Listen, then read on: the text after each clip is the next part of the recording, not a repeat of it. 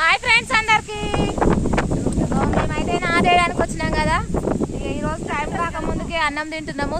మా చుట్టూ అయితే కోతులు వచ్చాడున్నాయి. ఇక అన్నం ఎప్పుడు కథం చేసే తొందరగా అయితే అన్నం అయితే తింటున్నాము.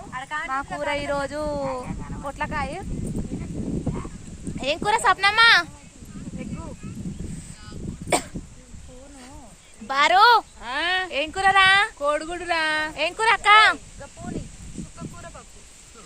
అల్వేల్పిండి ఏం కూర? పప్పు.